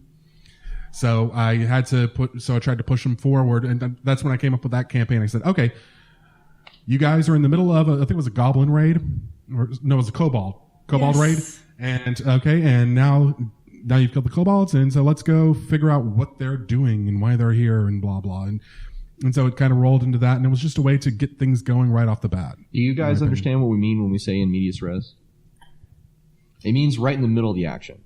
And it means instead of starting off with your typical, okay, old man has a quest for you in a tavern, or even saying, like, if it's, Daniel's game, you will have a job that you're supposed to be doing. In medias res starts you off right in the thick of stuff happening. And like James Darryl Bond says, movie intros are in Like medias you res. walk into, Your like, start your off. Yeah. party is just coming to town, they're all hungry. They walk into a tavern and there's a brawl going on, and the first person who walks to the door got a bottle to the head. It's like starting a movie with a guy getting punched in the face. Yeah. And you're like, wow, what's going on? This dude just got punched. Stand back. The fighter needs 3 more experience points to level. I got a story about this. We did a game of Shadows Angelus, which was this really long, really involved campaign I ran for 26 sessions. And I started a new campaign of it a few months later. And my players were just thrilled. They loved the setting. and they were writing stories about their new characters and what their new characters were going to be doing. And I had dropped a couple of hints about like one guy from the previous campaign was missing. And so they got it in their heads. They decided that guy, this must be what the first adventure is about, was that guy's missing. We got to find out where he is. And they start writing stories about all the things they're doing in this investigation to find this guy. And I'm sitting back going, that's really not what the first adventure is about, but okay. I started to think about it. I'm like, I want to play with this. I wonder if there's a way to kind of, tweak their expectations on this a bit. And so they had made all these plans. And they said, well, when the campaign starts, we're going to do this, and this to find the missing guy, right? That was their plan. They had a list. And I said, okay. So I started the first adventure and I said, so you're all on top of a speeding mag rail train. And the guy with the lowest physical strength, which is my friend Josh, is your character, the character with the lowest physical strength, just to be obvious. How would you hang on 300 miles an hour? Right. Well, he's gripping with one hand onto a woman that's dangling off the side. And she says, don't drop me. I know where Malachi Brogan is. That's the guy they were looking for. And that's how we started the adventure. And they were like, what? What? How did this happen? And so that first scene, they were confused, but they were also excited. They were just pumped because this was totally not what they had planned for. And we had a big fight with some Yakuza and flying cars, and they ended up crashing the train into the city, and it was this huge kaboom. And then I said, all right, the screen goes dark, and the words 6 hours earlier appear on the screen. And I took them back in time, right? And led them up to the point where they investigate all the things that they had investigated, which led them to the mag rail train. And they're like, oh my God, this is where we were. Right? They just ate it up with a spoon. And I know I'm kind of bragging. I'm sorry about this, but, to me, this was a very successful use of the in medias res. And it's something I'd love to try again someday. Go ahead, sir. You have a question. What if they would have absolutely refused to go anywhere near the mag rail train? Well, this was a group of guys I knew really well. Okay. My answer to that would have been to do a Lenny and just be very transparent and say, guys, this is leading you back towards the thing that we started on. Can you work with me a little bit here? Right? I'm pretty good at laying breadcrumbs, though, that are important to characters. I'm pretty good at and if you do this, there's a thing your character's interested in over here, right? So I feel like I could probably manage it a number of ways. But with a stranger, with a group of strangers like at a convention game, I don't know how. I mean, that's a really tough sell, honestly. Never underestimate people's ability to surprise you. That's true. And in this case, I surprised them. This is also something that'll come up very, very rarely, especially with new players to Shadowrun, where it's like, okay, you meet the Johnson, here's the job, and then they just say, nope, I'm not interested in this job. And then you've got you basically just have to figure out why it is they're not. Basically, all you got to say is, dude, this is what we've got planned. This is the adventure for the night. What's going on? Why is it that you're not wanting to do this? And here's the funny thing. If I were to give a new GM advice who wants to run Shadowrun, I think one of the things I would say, specifically for Shadowrun, is come up with a scenario where saying no to the Johnson is the mission. And then put that in your back pocket. And then, if that happens, right, now you've got, you set them up for the milk run, and they have that reaction. You're like, okay. And then I have the thing in my back pocket. I love how you guys always preach about consequences. And I always think about that Johnson might get kind of irked about getting that job turned down. Well, it's not so much the job turned down. It's maybe he's secretly read Samurai for Rinmaku, and it's, oh crap, they know too much about the mission. Maybe they're working for Fuchi. Maybe we should make sure that they don't interfere with the runners we're actually going to hire. Yeah, that's one way to handle it. I think the thing I think I would, if it were me, right? Like, I'm not saying everybody needs this, but if it were me, I think I would try and make a second runner team as bad guys, right? And I would say, okay, yeah, you didn't take that job, but these other guys did. And that, just so happens to involve you because they're, part of their mission involves things that you do or that are important to you, like your contacts. Or something like that. And all of a sudden you're like, oh my God, that's the job we turned down. Shit, those guys are now, oh God, now what do we do? Right? I don't know. What do you think, Darryl? That sounds like a good solution too. There's a lot of different ways to handle it. I'm sure. I'm just pointing it out. I'm sitting here brainstorming like, okay, so what would I do then? I would so that the run takes them to here, and because I needed that thing from their fixer, and then their fixer ends up in the hospital. I've got a whole scenario running in the back of my head already. At least they're not trying to apply lube to a radio tower in the middle of a storm. It wasn't a storm. It was just we were high up in Seattle, so of course it's windy. And for that story, you need to download the actual play. Gone with the Wind? Say what? Gone with the Wind? Was that the name of the story? My no, but it probably should have was. been. It probably should have been. Yeah. I think we went with Chestburster on that one because that was the end. the same episode. Chestburster happened at the end of that one. Yeah. Yep. Our first mission was actually a bit of an interesting thing. So, for anybody, Daniel, I don't know if you've heard the first one we did, but the first one we did we even record that? With, yeah, we recorded it, but the kid counts for half cover. Yes, the audio was really bad on that because I had to go to my backup. But yeah, we've got that one on there, and that was actually when I did a Reddit AMA with Brandon a while back. He was doing it for I can't remember. I think it was for Runner Hub. Yeah. But I was participating too because of Gamers Tavern, and they were asking what was your favorite moment from anything, and someone came in and said, "Oh, I said mine." He said his, and some guy came up and said, "Oh yeah, my favorite moment was the kid. Does the kid count for half cover?" Yeah. So in the adventure, the kid does the kid count for half cover. We were hired to rescue a guy from a gang initiation, but what it turns out is the mission was actually a setup for us to become the guys who get killed for the gang initiation. Right? Yeah, he was. See how that works? Oh, yeah, that's ringing bells. He was a bored rich kid who was wanting to basically just go screw with the Halloweeners, is what we were told. Yeah. And it turns out we were getting set up for a gang initiation for them to, and we're like, yeah, rescue in quotation marks. You're going in there to rescue him, and when we show up, they're like, "Oh, these are the Shadowrunners you brought in to kill for us." And we're like, "Oh God!" No, I loved it. That was a really awesome moment because I had a really badass moment that just got totally subverted. I still remember this moment. That's the moment I'm like, "Okay, Brandon's good at this." Shit. Yeah, he was very good at that. The kid's running up and he's about to because he's going to run up and like do something stupid to their hangout, and so he runs up. So I pull out my gun that's loaded with stun rounds and just go pap pap. Yeah. Shoot him in the back and knock him down face first. My job was to keep him alive. It wasn't to keep him conscious or keep his dignity.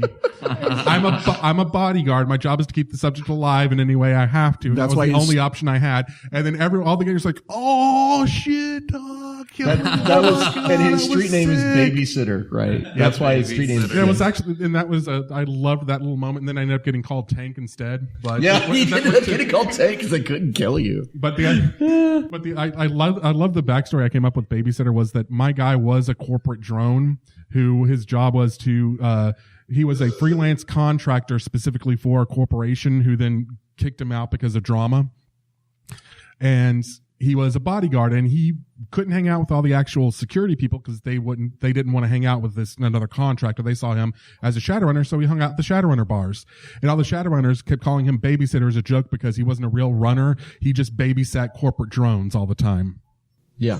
Yeah. There's a lot of fun twists to make in Shadowrun. I think it's a game that works well for putting little fun twists and surprises. I think players respond well to them in Shadowrun typically. I have to admit that that was one disappointment I had about this con. I was hoping to find some kind of Shadowrun game to jump in on, but I didn't see any out there.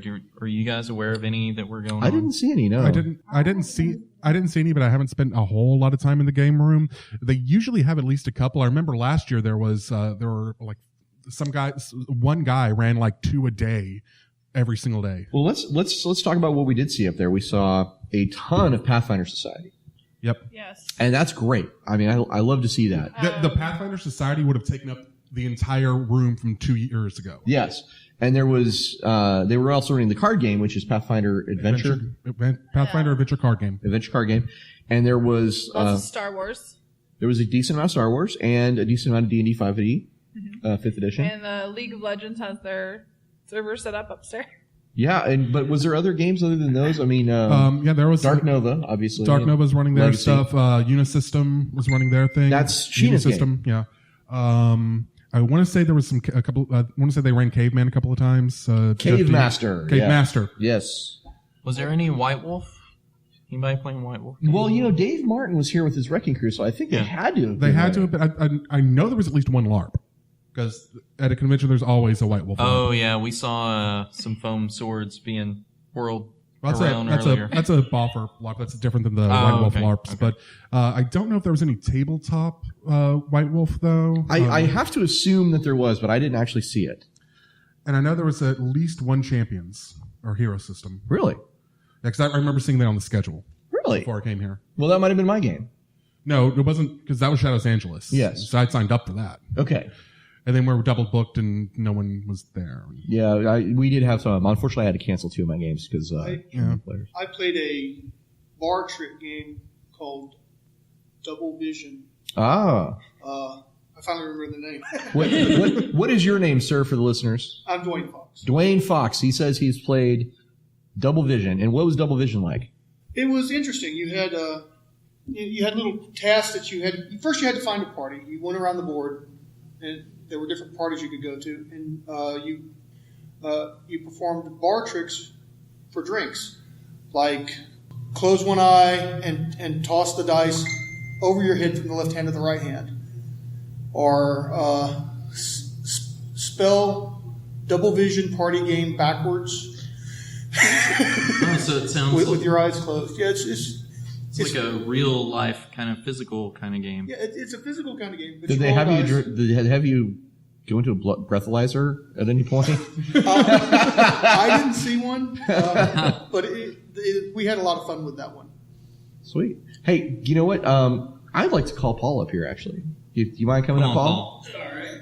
Come on. What's your last name, sir? Sword. Paul Sword. So, Paul, what games did you play this weekend? Not too much. I was watching the Star Wars Attack Wing a little bit because I had played Star Trek Attack Wing. Yeah. And I'd heard they're quite similar, or very similar, but some important differences. Yeah, the first game was X-Wing. Yeah. And I actually playtested and worked on that a little bit when I was at Fantasy Flight Games. Okay. My good friend Jay Little designed it, and then that became the basis for Star Trek and Dungeons & Dragons Attack Wing, and now Armada and a few other games. So, yeah. It's a good pedigree on that one. Have you played the Star Trek one? Yes, actually, Daniel and I play it. No kidding. Pretty regularly, yeah. Well, hell, I am like a super Trekkie right now, so. Yeah. It's gotten us more into, generally, I would consider myself more in the Star Wars vein, pretty solidly, but just playing Attack Wing has gotten me into Star Trek pretty good. So what do you play in Star Trek Attack Wing? I think Romulans for life. I usually end up playing Federation. I prefer the Klingons for the cloaking, and because I like being sneaky. But generally, I end up playing Federations. Okay, so you're Fed and sometimes Klingon, and you're Romulan. Generally Romulan. Daniel? Yeah, I'll play. I like to play the strange ships, like I'm kind of excited for the species 8472. The Undine. Yeah, they're going to have a beta ship out in the fall, so I like playing the bioship alphas. So nice. Once the beta comes out. Yeah, there's the Nikor class, and I believe the other one is. Okay, here's my problem. I play Star Trek Online, okay, and I play the crap out of it. So I've memorized every single ship designation. So sorry, I'm just going through my head catalog right now. Okay, that's the Nikor, Undine, species 8472. I'm sorry. Well, something that Paul and I like to do, and we've played some local tournaments and things, and played with people in comic book shops and all, but we'll get together and go through the mission cards that comes with the expansions. And some of them are a lot of fun, and they're made to be, kind of unbalanced and favor one player because they sort of coincide with, certain events in the storyline. So just the different scenarios that those present. And I like those too because they're truncated a little bit. Like if you're just playing a free-form game with 120 points, we've had those go for 3-4 hours on occasion, But the mission ones, they have a set time limit, a set turn limit, I should say. And once it's over, it's over. And then you can take a break, go get a drink, do something else, and then come back to it. Now, you get back to Comicpalooza for a second. You said you didn't actually play the Armada or the X-Wing game, but you were watching them. Mm-hmm. Yeah, they had just started the tournament when I was watching in the game room. And it was interesting. I liked seeing that there was a lot of different tactics that were viable rather than just having a standard sort of 3-ship array. There was guys with 2 ships versus guys with like 5 fighters or 6 fighters. And it was interesting to see that both tactics seemed to be useful. I like that. Interesting. So what did you get to play, if anything? I think Daniel mentioned it earlier. We played Zombie Dice. We got up there kind of late, and it was right before we came in here, so we were looking for something light. I assume we'll be going back over there after this and check something else out. So you and Daniel basically played the same stuff? Yeah. Okay, cool. Did you guys did you see anything that Daniel maybe didn't, or anything that stuck out to you about the con? The artists. I'm an artist myself. And so coming out here and getting to talk with artists that are really good, that I look up to, that I've gone and gotten books with their work in it specifically because I like that artist. It's really cool to come and talk to them. Yeah. And just get some feedback with them and see where they come from and how they go about it. That's just fascinating to me. I love doing that. Lauren, Darryl, did you guys see some artists that you thought were awesome? Yeah, there's an artist here called Tom Carlton. He's out of Dallas, and he does some amazing work. I've worked with him before at previous shows, and it was really awesome to see him here on his own with his own booth. Cool. And he's just been making sales like crazy, he says. And I also was talked with Christine Parmenter from CCP Comics. They're based out of Austin. I got to go say hi, see some of her new works. And just in general, walking around the art floor, I got to see the Shield car, and I got to see Dean's baby from Supernatural. Yes, the Impala. The Impala is down there in its old story. Yes, it was amazing. I took pictures and posted them on my personal Facebook page. Yeah, I took pictures too. Every girl that I am friends with completely fangirl out over the pages. Oh my gosh, I can't believe it. I was like, yeah, I was there. I saw it. I touched it. Darryl, did you see artist stuff that you thought was pretty amazing? Yes. Don't ask me their names. Well, I got to talk. I just kind of suck at that. I got to talk to Chuck McLeod, who co-created the New Mutants with Chris Claremont. Yeah, nice. And we had a really interesting conversation about because he defined the visual look, of the characters, and he had some really interesting things to say. And I don't know, I grew up with that comic, so I was like, this is awesome for me. Paul, anything else you saw that you want to specifically call out and say it was awesome about Comicpalooza? Yeah, I mean, just the whole experience is like Daniel. This is my first con to ever be at, and well, you picked a good one. Yeah, I feel like having no real experience. I feel like this was. It definitely makes you make plans for next year. Yeah, so we've been talking about that. Yeah, I'd like to elaborate a little bit on Paul's experience with some artists. So I brought him by a booth yesterday, Devin Lawson, and I bought a couple of prints from him of these amazing pin-up style portraits of Batman villains. Poison Ivy and Harley Quinn. Catwoman and Harley Quinn. And his art was just so great, and he was such a nice guy to talk with. And I brought Paul by his booth to look through his sketchbook and all. And, I'm not really an artist or anything, but to see the two of them just kind of, discussing sketch techniques and types of pencils and everything else was pretty neat to see. It's fun watching people click. Yeah. Our mutual hatred of Rob Liefeld. Sir, why don't you move up to the front here and pull up a chair, and you can actually just speak right in that microphone. We need to get you on the show too. Oh yeah, Rob Liefeld, man. Ooh, there's a whole page on the web you can go to find all of his stuff. Huh? That's what Linkara says, is that he's not an artist. Okay, sir, please introduce yourself. I'm sorry, Brent Fox, right? Dwayne Fox, sorry. yes. Actually, I have a friend who's an artist, but he's colorblind, so he only does black and white. But he's not here yet. So. They say that Van Gogh is colorblind. Yeah. Well, he had a touch of chromia. He could see... extra colors? Yes, basically, essentially. And I think it was Rembrandt as well had a specific type of color blindness, and that's what made his colors unique.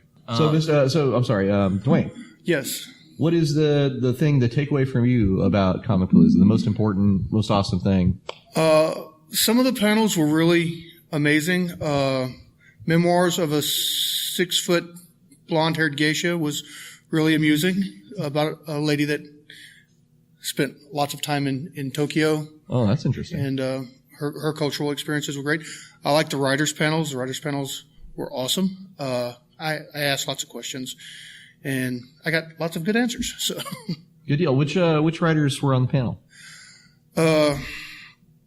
Mercedes Lackey, and Larry Dixon, and I think that probably wasn't Cargill. See Robert Cargill on that one. yes, I believe so. Sorry, he's a friend of mine. So He's a friend of ours. yes, I introduced Ross to Cargill for the first time this week in person. Yeah, in but person, they had met. They had interactions when Ross was at Fantasy Flight. So. Yeah, he's a really cool dude. And, it's neat that he was on this panel with him. I have a horrible memory for names, but Now, Mercedes Lackey is, of course, just fantastic. And I think I mentioned earlier that she was very generous. She gave me a bunch of book plates for her stuff signed that she did just because I was a fan. I didn't have to pay a thing for it. I was like, wow. I mean, how many people give out their autograph for free at Comicpalooza when you have one of those big booths? But she did. And she gave me like 4 or 5 of them. Yep. You know, because I told her how much I've read like every single one of her books. But yeah, I wish I could have gone to those literary panels. They sound like they'd be really cool. yeah, the zombie writers panel was really interesting, and about how you could ask questions about dispersion. Wait. Zombies. They're zombies and writers? They're writers. What do they write zombies. about? They write about zombies. Brains! They do zombie fiction. They're actually not zombies themselves. Okay, They're not zombies. right. They're not zombies themselves. You No. got me confused there for a second. No. What do vegetarian zombies say? Grains. Yes. And the plumber zombie says drains. Ba-dum-bum. Yes. But yeah, it's I think it's fascinating how different the writing is from like screenwriters to authors to comic book writers to playwrights. They all have a different take on the process of writing in general, and it's just fascinating to me. And I'm sure it's the same way with artists. Yeah, there's a thing these guys were talking about earlier about seeing like all the artists here, and what's interesting is I go to a lot of cons. I've been to anime cons, been to Gen Con, things like that, and there's always like Artist Alley at those things where they have guys that come up and show their stuff, but that's usually like a very small or segregated portion of the con, and here. It's right in the smack dab in the middle. It's like that's what the dealer's hall is for the most part, is like a ginormous like artist alley. And it's kind of amazing. And I actually like the way they did it this year because I don't know if it was last year or the year before, or both of those, but they had it where here's one side of the con is all the dealers' rooms, and then here's all the autograph booths in the middle, and then on the far side was Artist Alley. Yeah, they mixed it up. But it was both the same size. Yeah. So Artist Alley was always as big as the dealer's room, but you had that big section in the middle where all the autograph booths were. Right. Now they moved the autograph booths all the way over here, and then over here, and then here's Artist Alley right beside those. So if you want autographs, you walk past all these independent artists in the Artist Alley. Yeah, and on top of that, they put all the AutoCAD and robotics guys. Did you see the AutoCAD? Makers Fair. I did not get to go to any of the Makers Fair stuff again. It's really cool. I They gotta have make- those 3D printed stuff. Anyway, the point being is that they have things like that, and you guys, Dwayne and Paul and Daniel, you guys are all extremely lucky because the dealer's hall here has nice, broad, wide walkways. Even on Saturday when there's tons of people, you're not just cheek to jowl. Well, last year it wasn't like that. They were a lot closer together. There was more people here, and I think people complained. Well, here's the thing. Even last year, I think Darryl and I talked about how wide, compared to the cons we go to, like Gen Con, it was a veritable thoroughfare compared to the teeny tiny little aisles we get at Gen Con. I'm so used at conventions to playing just bumper cars, getting from point A to point B, and you're just like, I have to go to the bathroom, but you keep running into me, I'm not going to have to go anymore. Well, there's the guy with the giant backpack too. Yeah, that always stops just in like front of stops you. and turns to look at something, and all of a sudden it's like, a There's wall. always two that always got me. One was the baby stroller, where they've got the baby and the papoose, but the stroller has all their games and books and comics they bought. And two is the cosplayer with the awesome, looks great, big, huge, giant 8-foot wings that they didn't put in a mechanism to fold them in. And so when they turn around, they're popping you in the back of the head. Oh, well, yeah, and then people Or they take have to pictures. stop, the cosplayer stopping in the middle of the aisle. Usually in a crosswalk. They stop in a crosswalk. Yep. Yeah. And then it's like 4 lanes and people are like, what is going on? The big giant wings can be helpful feature if you're outside during the parade and they turn around and it creates that nice breeze. Did you see the parade? There was a parade? On Saturday.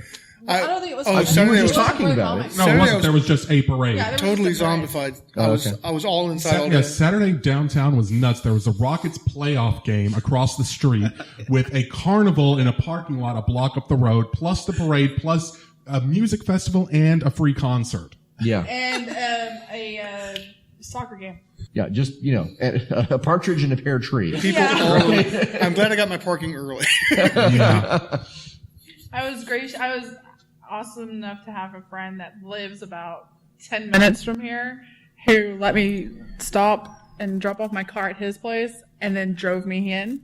So I didn't have to pay for parking, and I'm just going to have to hop on the light rail early tomorrow morning, go pick up my car, come back to the hotel, pick everything up, and go home. Getting in early is definitely a must, I'd say, because while we got in Saturday right when things were opening at about 10, we saw the parking lot attendants switching out the signs for higher prices the closer it got to noon, because it's like we sat there and watched the parking go up from $15 and they switched them out to $25, and then the $20 ones were $50 for parking. And but the rest of the convention, it was just Saturday, I guess, because of all the other events, like you guys said, because today we had free parking, no problem. Yeah, Monday's really surprisingly empty. I mean, it's like a ghost town around here, man. They are actually calling for some severe weather this afternoon in the Houston metro area. And a lot of people don't actually get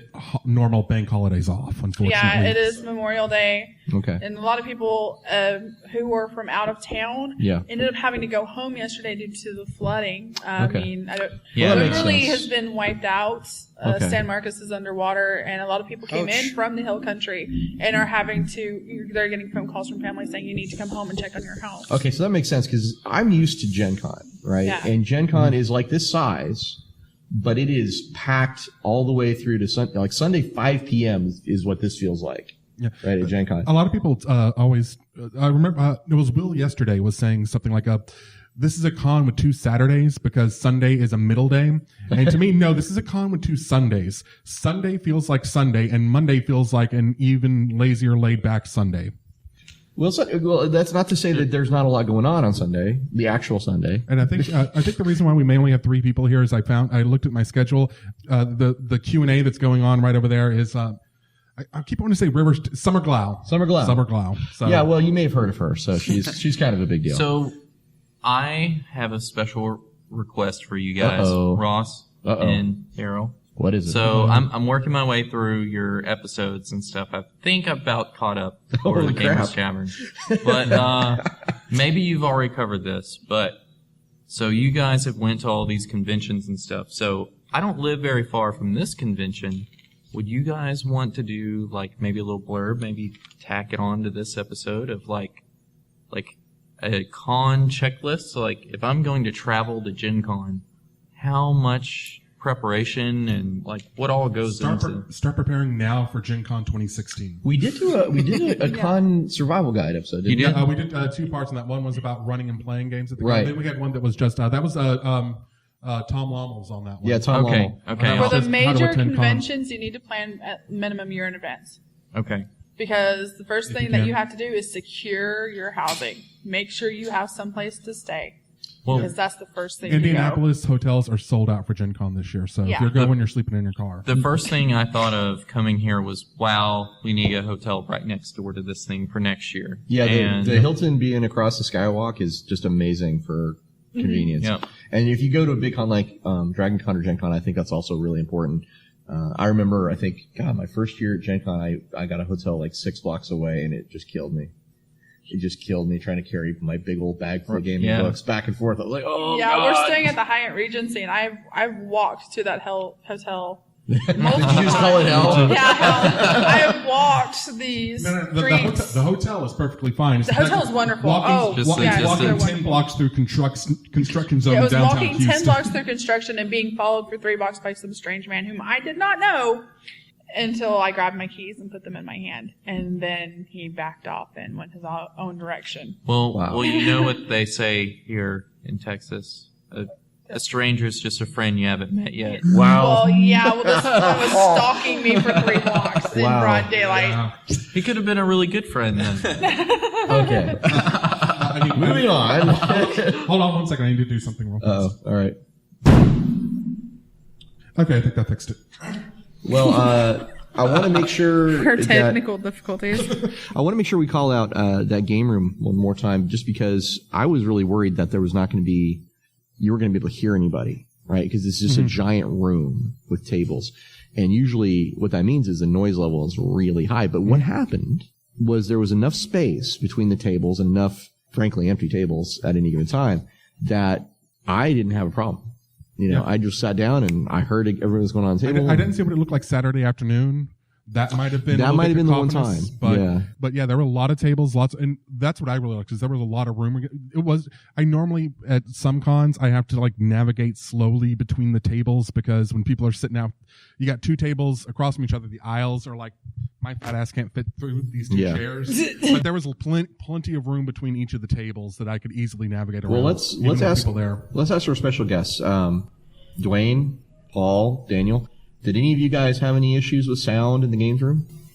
No, I thought it was great. I mean, there were people sitting a couple tables over, you know, telling these grand stories, running their RPG games, and while we're playing Betrayal at House on the Hill, there was all sorts of loud smack talk going on, and I don't think we were really bothering anyone, and we could hear everything just fine. And it seemed like there were tons of games going on, just no telling how many. Yeah. And but there were still tables available to just sit down if you had brought your own whatever.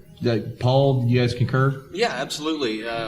Having just come from over there a little while ago, there was dense areas and there was sparse areas, and if you really, really needed some quiet, you could go to off to the corner, and there was nobody around for 20, 30 feet. But even when you're right next to somebody, a table away, it's still, you can talk. It's big but intimate. There's like there's a good like 10 feet between each table. Yeah, too, so. yeah. There's plenty of room, and you can just talk at a normal volume, and it's fine. Yeah, and you don't have to turn around and whack someone who's sitting in a chair with your backpack on accident. Yeah, and there's plenty of space around the table. You don't feel like you're squished in. So I'm actually gonna shift into our second gear here because we're getting close to our time limit. I want to start with Dwayne. Dwayne, what are your final thoughts on Comicpalooza for 2015? I enjoyed it. I enjoyed it immensely. I spent way too much time trying to finish the dealer's room. I love my panels. I love the retro video game area with the awesome music. Yes. Yes, that was fun. Yes. It was all around good. It was all around a good experience. You coming back next year? I usually do, but well, I mean, do you plan to come back next year? oh yeah, sure. Okay. I plan. And Paul, what are your final thoughts on Comicpalooza? 1010, A triple plus, WoodCon again. There's the show title. WoodCon again. Are you coming back next year? Oh yeah, absolutely. All right, this time it was pretty spur of the moment. So next time I'm going to plan for it and save up and actually much more prepared. Exactly. I want to ask you guys a thing actually, right before I jump to Daniel, but if you guys do plan to come back next year, I would really I would take it as a personal favor if you thought about registering to run a game, because I think it's actually a great experience that everybody should have at least once, just to run a game at a con, to give it a shot and see what it's like. Yeah. So actually, I think I'd like to do that. Okay. That would be You can pretty meet fun, lots actually, of new people doing that. Yeah, I bet. Daniel, what are your final thoughts on Comicpalooza? Well, it turned into a, we'll go just do this for one day. Oh, we'll do it for 2 days. And now it's 3 days. and now I'm kind of thinking about, man, all that stuff I missed out on Friday. So, yeah, without a doubt, I'll be back next year. Yeah, you're hooked. Yeah. It was a blast. Dave Martin would say they got the hook in you. Oh, yeah. He does that thing where he grabs his cheek and acts like he's got you on a hook. I hope that you guys do come back next year, and I hope you get to see people like Lenny and Brian and Dave Martin and all those guys come back and maybe me. Hopefully, if they invite me, I'll totally be here. I really hope he'll be here. I do too. I just can't guarantee it because twice in a row is like, that's awesome. But 3 times is like, I don't know. We'll see. So, Lauren, why don't you tell us final thoughts, Comicpalooza 2015? My final thought. Despite the creepy stalker. My final thoughts on Comicpalooza 2015 are, I can't wait till next year. All right. Because I'm going to bring Gamers Tavern back bigger and better than it's ever been. Yeah. And getting more people involved, setting us up some tables to run games and teach games and stuff like that. And this was my first Houston Comicpalooza. I've gone to small ones, but nothing ever this big. That's a comic book convention. I've been to A-Con in Dallas. Oh, yeah, me too. I've been to Yeah. But I had a blast, and I cannot wait for it again, even though I have shin splints and my feet hurt. And I have had more coffee than food over the past 3 days. I can't wait for next year, and I'm already making plans. Okay, here's a thought. I just had a thought. Darryl. Yes. See what you think of this.